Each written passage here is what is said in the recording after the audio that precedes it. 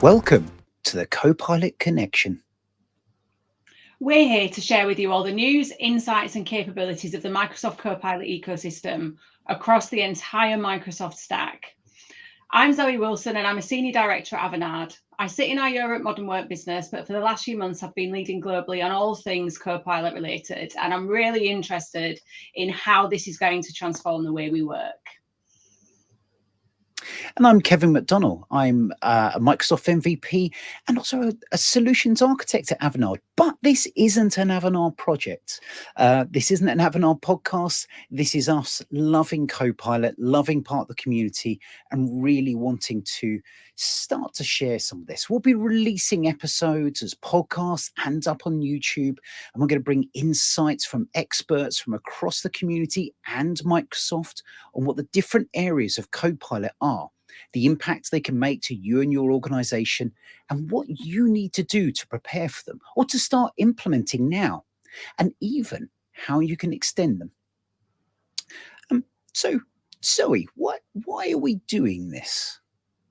So I'm sure you've all seen the news over the last few months, and actually it started really in November last year when ChatGPT went mainstream, generative AI became the buzzword, and in January, Microsoft committed publicly to embedding Gen AI capabilities into all of their products.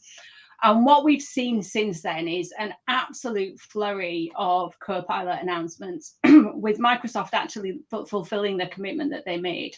And we're already seeing Copilots land in all of the different Microsoft products. And for me, why I'm interested in Apart doing from InfoPath, there is no Copilot for InfoPath, in case anyone gets excited there. it would be nice to have a Copilot that could help you migrate InfoPath though. That would be good. That would be interesting, actually. So let's see if that lands in Power Apps maybe at some point in the future.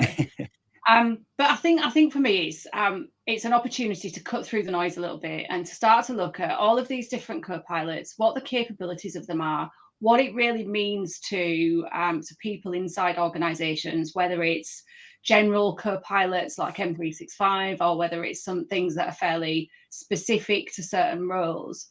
And what we want to do is just really help cut through some of this noise and get some clarity on what the different Copilots are, how they might work together, and what the possibilities are as we go on this journey in the next year or two.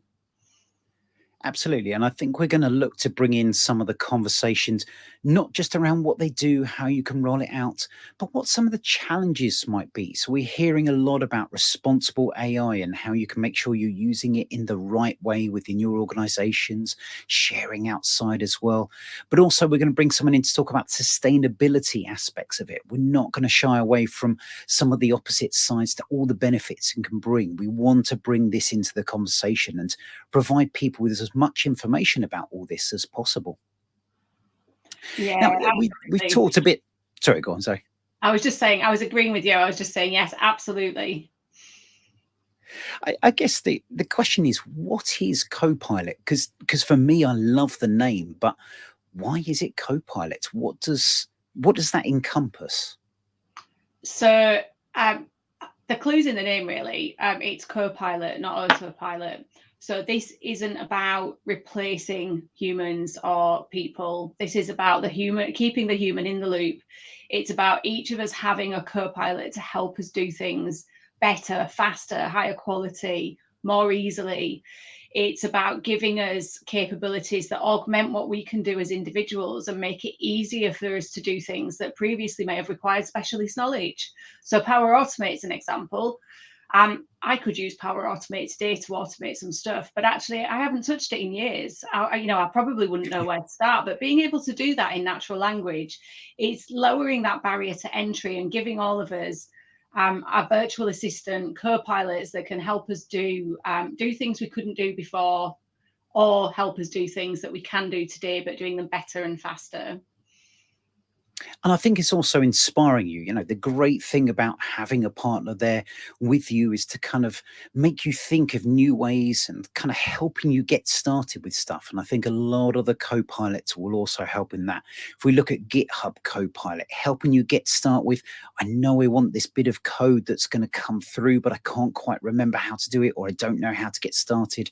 Being able to have that natural language and have it build out some of that foundation so you can focus on what you're trying to solve, not the bits around it. And that's where Copilot will really help across the different stacks as well. Yeah, 100%. So what are the current co-pilots? What's been announced so far? So it's a good question, and always a nervy question when it comes to NDAs and things like that. But if we pick up some of the announcements that we've had, we have those modern work co-pilots with Bing Chat Enterprise that takes that Bing Chat capability, much like Chat GPT, but they're within that power of Bing, but also then it guarantees that your data is not leaking out. So you can ask it about things without that concern. It's going to be using that information to train back, or as Samsung workers found out, that what you're searching for leaks out, and that can be very sensitive. So really powerful way of bringing that to people in a either free if you've got your Microsoft 365 licenses, or there is now a paid one that's just been announced. Yeah, We've got I that think. Microsoft 3. Sorry, Sorry. Yeah, sorry. Just on the Bing Chat Enterprise one as well. I think for me, this is one where actually it's really important for organisations just to enable it, because people are using Chat GPT and Bing Chat already. So by turning this on, you can actually protect that corporate data and stop to, like you said, Kevin, stop it being used to train the model. Without that, people will be putting that data into Bing Chat that's not protected, or into Chat GPT. So for me, this is one that, it's there, it's in the licensing, get that It's a turned on. no-brainer. Yeah. And to be clear, it's not using your own data when it searches. For that, you need to get into the Microsoft 365 Copilot, but it's making sure you're not providing your data outside there as well. And that Microsoft 365 Copilot, actually, sorry, I'm going to let you talk about that, as it very much is your baby at the moment. Yeah, absolutely. So I've been very close to Microsoft 365 Copilot for quite some time now. This is the one that I think will have the the most potential to touch the most people and change how we work, giving us that productivity assistant inside the Office apps that we all know and love and use every day. Maybe we don't love them. I'm not sure. Do you love Excel, Kevin? I hate Excel, but I love PowerPoint. So Yeah, but actually, it's those ones you hate that it's going to make easier. I love the example of I could never get conditional formatting right. Being able to use Copilot to use that natural language and say, I want it to go from this color range and these numbers on this one, just makes things so much easier. Yeah, absolutely. And I think when we start seeing this being extended with connectors and plugins, it will really become that front door. We've talked about Teams for the last few years as using Teams as a platform, bringing things into the flow of work. But I think with Microsoft 365 Copilot, that will become more possible, more easily, and more powerful. Absolutely. And then leading on to Windows Copilot, bringing that conversation into Windows. Again, I talked about that conditional formatting, but I'm always forgetting how to add accounts, or even how to bring a new screen in, clicking through the settings, trying to find the right one. To have that button that's not Cortana and can bring all those things in a very natural way will be really powerful. And I think we're seeing the announcements of more and more AI being brought into that Windows Copilot, with things like removing backgrounds from Paint, all sorts of AI capabilities coming into those apps that we've used regularly for years and years. It's transforming every single application people are using. It really will be a game changer. Yeah, I think Windows Copilot, one of the things I think will be quite useful is just being able to use natural language to get into things like the ease of access center. So being able to really easily turn on and interact with accessibility settings without having to know where they are or how to get to them. I think from an accessibility perspective, there's some really great opportunities there.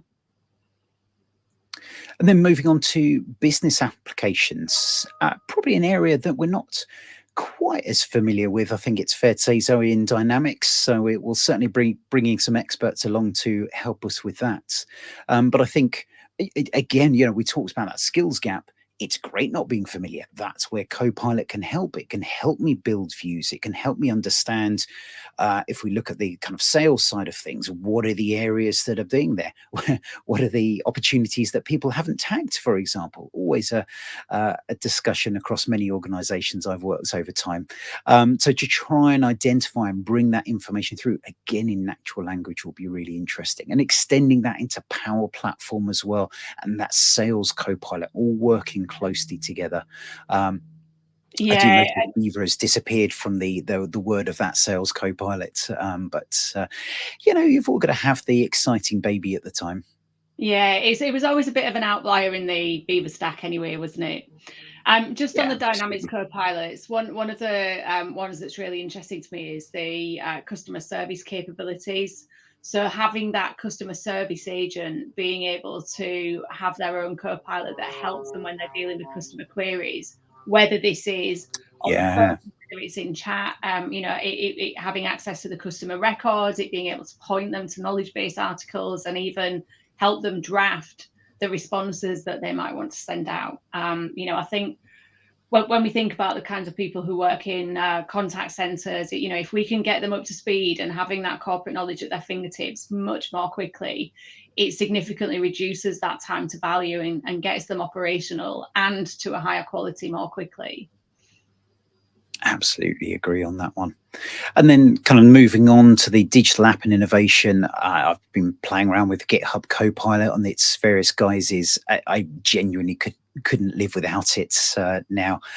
It just accelerates, and I think it's a great example of how you can bring those copilots into your flow of work, and it just feels natural. It doesn't feel like you have to do anything different for it, and I'm sure in future episodes we'll talk about that adoption and change and bringing in those habits. For me, GitHub Copilot is a great one that just puts it there in the habit of way we're doing things. So really strong with that to be able to bring those elements together. Yeah, absolutely. And then from a data perspective, so Copilot and Power BI. Yeah, I wondered if you were going to talk about coding at all. I thought I'd trick you up on that one by giving you a pause. Yeah, so if I just going back to the Power Automate example, if it's been a couple of Yeah, years since I've touched Power Automate, unfortunately, I don't get time to play in that depth anymore. But from a GitHub Copilot perspective, when I'm looking at the capabilities, I am actually thinking that this could help me. With a mm. big understanding of some languages, this would actually help me get back up to speed and be able to and deliver. And you were at Builds earlier this year when Scott Hanselman, was it Mark Rasinovich, kind of built out that they had that session there where they built out a game using GitHub Copilot in languages they didn't understand. And yeah, they're fairly capable developers to pick up new ideas, but it gives that demonstration of working together with people to get what you want working really nicely. Anyway, Yeah. on to data. Yeah, well, actually, so if we just stay with apps for a minute, from a Power Platform perspective, one of the other really interesting Mm, demos that I saw at Build were the Power Apps creation capabilities. So being able to take a spreadsheet that has data in it and then build a Power App from that data. And this was a live demo on stage that they did in like a matter of minutes. And then add Copilot to your app. So you use Copilot to build the app, yeah. and then you give Copilot to the people using the app so they can query the data that was in the original spreadsheet that you uploaded. It's a bit Inception like, but just again, when we think about capabilities in the hands of people, it will make it so easy for people to be able to innovate, to solve their own problems. Incredibly powerful. Yeah, and we'll come through this series of the reality of that. This is a future view. Some elements of that will be fantastic from day one. Some will kind of be nice in some areas, and yeah, I'm sure the Gartner hype cycle will creep into the conversation at some point around this as well. And that I think fits with the security elements as well. So being able to query your security posture.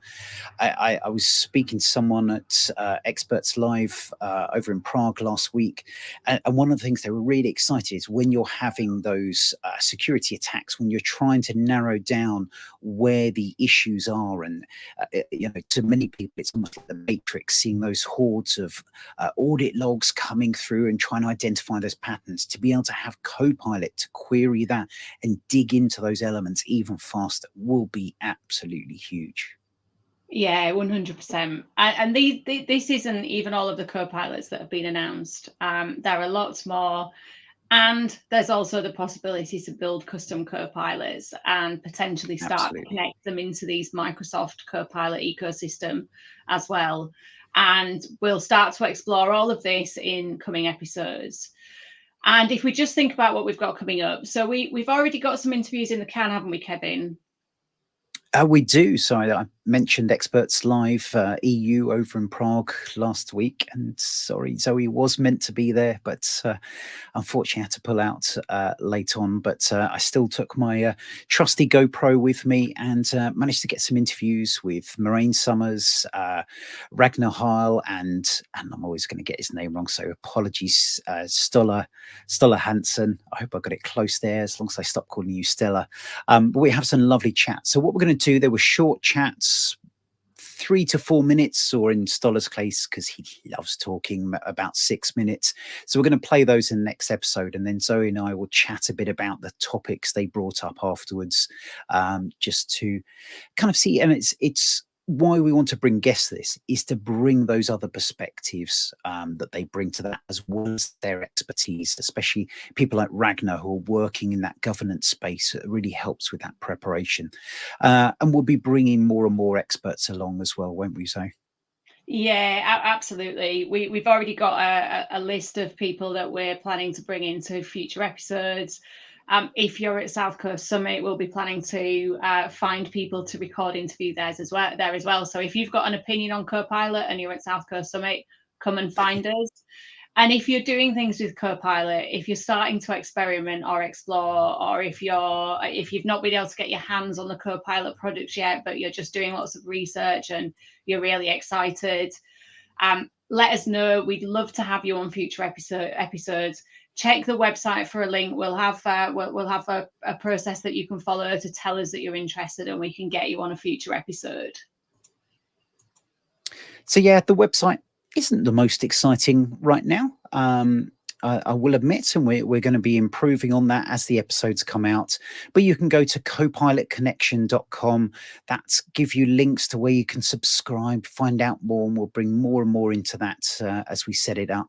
Links to our social sections. You can see we've already got a YouTube channel. Well, you might even be watching on this right now. So please, please, please hit that subscribe button. I know we're sounding like cheesy YouTubers now, but please go and do that so we can see who's interested. Go and follow us on LinkedIn, on Twitter or X, whatever you want to call it today. Subscribe to us on the podcast. Follow that channel on YouTube. Tell your colleagues, tell your clients about it. Tell your friends and even your parents, because right now, Copilot is one of the hottest things. Generative AI is one of the hottest things that everyone is talking about. So please spread the message. Let's help get this information out to as many people as possible. Awesome. I couldn't agree more, Kevin. I think nearly every conversation I'm having at the moment is being dominated by Copilot. I just wanted to say to everybody, thanks very much for listening, and we look forward to talking more soon. Thank you. Bye-bye.